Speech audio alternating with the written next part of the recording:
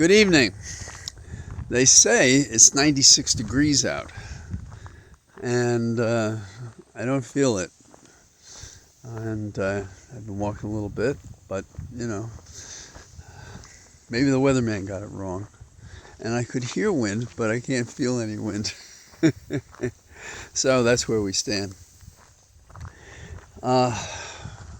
Everybody's kind of off today, but there are still things going on. One of the peculiar things is about Trump's mugshots. Poor Trump's upset that others are selling his mugshot and getting money for it. And of course there are reports that after he went in for his mugshot, he got $7.1 million raised. And when we see the filings, we'll see if there's any truth to that. But now he's upset and he wants to sue those people that took his mugshot and are selling it on t-shirts and things like that. And he wants to do that because he feels they're taking money from him, because he's been making t-shirts and mugs and things like that with his mugshot on it. Now, there's been some legal analysis in Georgia about this, and I myself would have thought that the person's image that was captured might be the basis of a suit against misappropriating that feature. And years ago there were some New York privacy laws that were something like that. But in Georgia, according to a 2022 legal article, one attorney opined that it's the person who takes the picture who has the copyright rights to the picture. So that's the Fulton County Sheriff. That's amazing. So theoretically, the Fulton County Sheriff could go and say, hey, Trump, give us $7.1 million, or whatever it is he's been getting on this stuff that he's been selling with great aplomb. So, and it's interesting how many people even think to sell their mugshot. Trump's there. There are no standards, there are no rules, there's no shame, there's no embarrassment. He's just pure evil, rolling along, singing a song, living within the few hours ahead of him each day, trying to turn it into something for himself by hook or by crook. Now, there's a story about pests. Not that because I'm talking about Trump it makes me think about pests, but it does. And it turns out there's been a big UN study that's found there's 3,500 harmful invasive species of insects and things like that.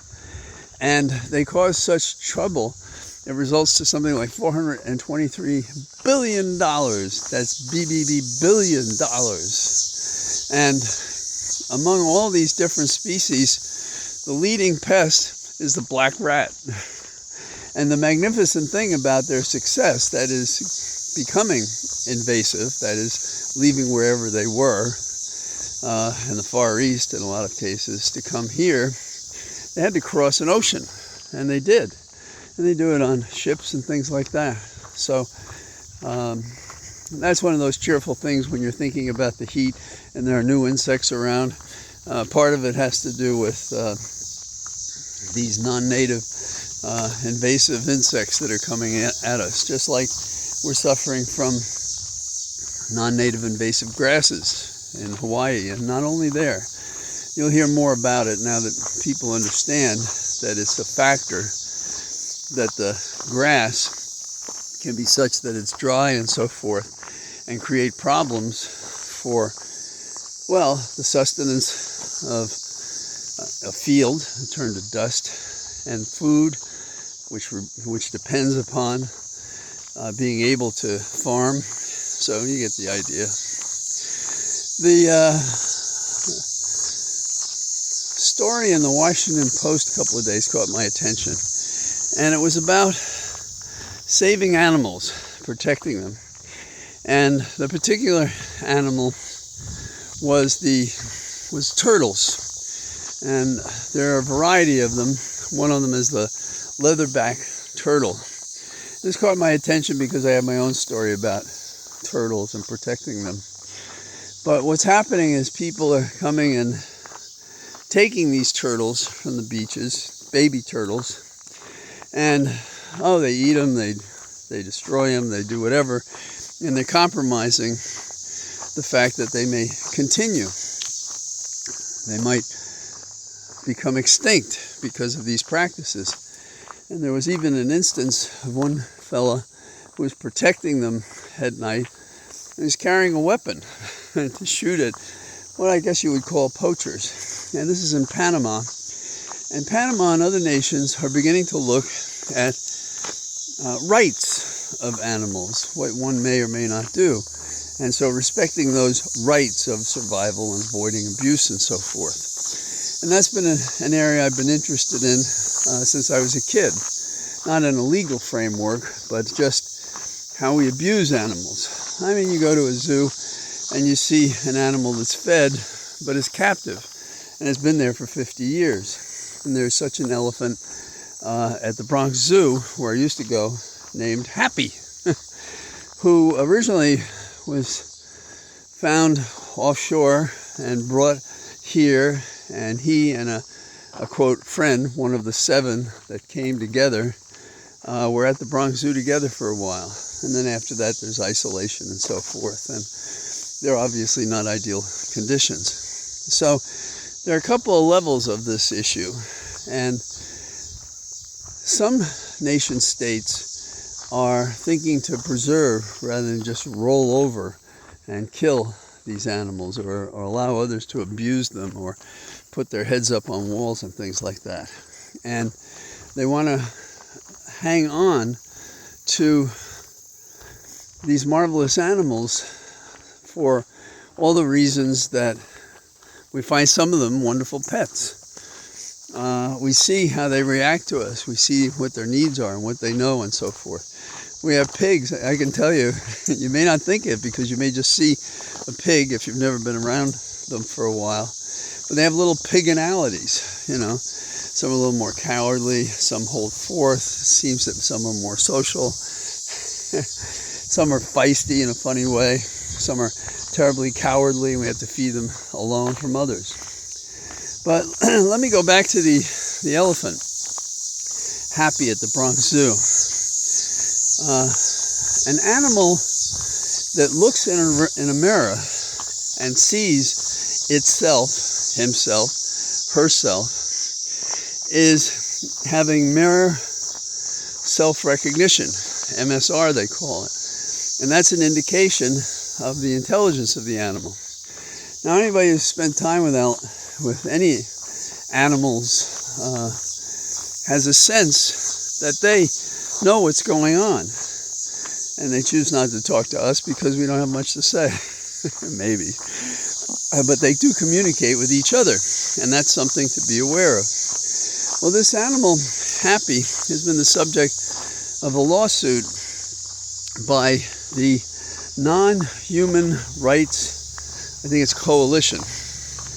And they think that animals should be protected, and that we should recognize they have certain rights. And their formulation for that is to present animals that have this self-recognition and other characteristics that allow us to see objectively that they manifest a person, a kind of personhood, not human, a personhood right. And they've had some success in the courts having them recognize that, so that we would, for example, not be able to abuse them, to contain them as we do in small cages. I think Happy has been in his cage for 50 years at the Bronx Zoo. And the Bronx Zoo was one of my favorite places because it was not far from where we lived in our second home in the Bronx. And it was walking distance, although we walked everywhere. Today maybe people wouldn't walk that distance, but you know, you could get trains and buses there if you wanted to. And as I remember as a kid, you go in the Bronx Zoo and wander around. There wasn't a charge of admission. That's different now. I don't know how long that's been true. And there were some animals that would, you know, you'd see them on the pathways, and you get very close to lions and tigers and gorillas and everything else. Now, a few dumb children who put their arms into the cages have changed that policy. But that's the way it was when I was a kid. So Happy's one of those animals. We used to go to the elephant house. They had an outside portion. I think they had an inside portion as well. So I put up some remark about this on Twitter today, or X, I guess it's X, and formerly Twitter. And I got a reaction. A lot of people care about animals, and some talked about particular animals that they were concerned about. And I was trying to analyze myself where my compassion, interest, care for animals came about. And I think the first time that I had to put my my strength, if you will, where my mouth was, is I think I was in grammar school, and we were in an alleyway.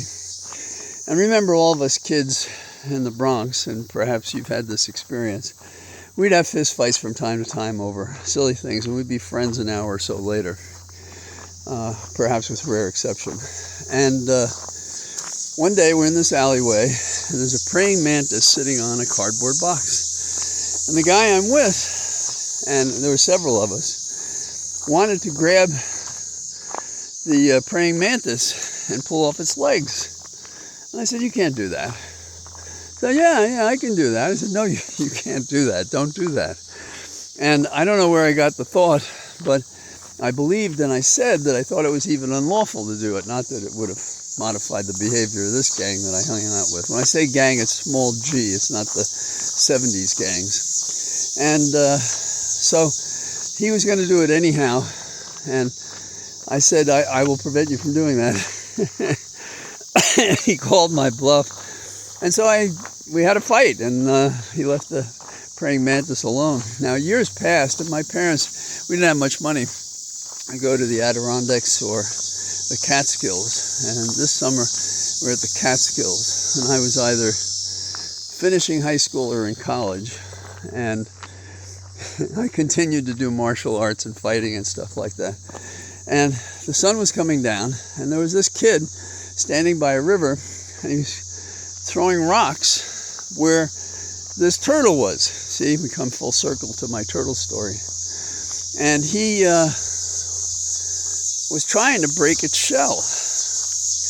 And I said, "You don't want to do that." I said, "You may kill it if you do that." "Well, that's what I'm going to do." I don't remember his exact accent, but that's probably pretty close. And I said, "Well, you shouldn't do that." He said, "Well, who's going to stop me?" I said, "If you're going to do it, I'm going to stop you." So he put up his arm to throw it, and I blocked it, and he dropped it. And the next thing we know is we're both scrambling on the ground. And this was a vacation spot. Everybody had little inexpensive cabins. And everybody's out there, and they formed a circle around these two kids, and nobody interfered with us. They just wanted to see a fight, I guess. So I did okay, and I convinced, shall we say, my adversary to leave the damn turtle alone. Now, my father was one of the people standing in that circle. So I came away from this, dusty from us fighting, and he says to me, "So, Johnny, what was that about?" I said, "Oh, he wanted to break that turtle's shell with a rock." My dad just shook his head. That's my boy. So I understand on some visceral level that I and a lot of other people care about animals. And it's not why I became a vegetarian, but over the years, I sure feel better that way about it, particularly when you also mix in the environment and you see how much land we waste feeding meat animals to eat, which itself becomes a spread of greenhouse gases and the problems we're having with the environment. So I offer these observations because each of us, can force there to be less sacrifice, less compromise, of the personhood of animals that we can see. And I've heard more than one person say that they prefer animals to people. And it's not true for me. I'm a people person, but I don't see animals as things, as objects, as property. And I'm not talking about, I think I can take an animal because it can't be property belonging to anyone. This is not the equivalent of the animal Dred Scott decision. But we as a society need to get smarter on so many levels, whether it be the kind of machinations of a Trump that thinks the dollar is more important than the shame of the fact that he's been charged with terrible indictments, that we are so ignorant of the pests, the animals, the water, the world we live in, that all of a sudden we're a victim to the tune of billions of dollars because of pests that we haven't thought to control in an intelligent way. And then finally, we have a share of animals that should be treated better and that may go extinct if we don't. And there is a balance of nature that extends from the things on the ground to the insects on top of them and the larger animals, all the way up to us, who started out as a single cell creature ourselves. So I know this is the kind of thing that each of us can make a difference. Just attitude. When somebody says something stupid, as may happen, you don't have to say that they're stupid. You say, wow, have you ever considered such and such? And then they'll call you stupid. But that's okay. That's part of the game. Part of the game of education, of advocating for something better than we have today. It was H.G. Wells, I may have quoted it before, The New Machiavelli. And he described a character who was interested in politics in England. And he's describing how he differs, I believe it was an uncle. And he said that he was not a rule of thumb person, that his view of things as they are implied there had to be a better order. And he intended to make that order. And that's a worthy ambition in political terms, or as a member of a community or a family, to do that, to not accept the rule of thumb world, to question everything and make it explain itself to you for why should you do less or think less of yourself or of your environment.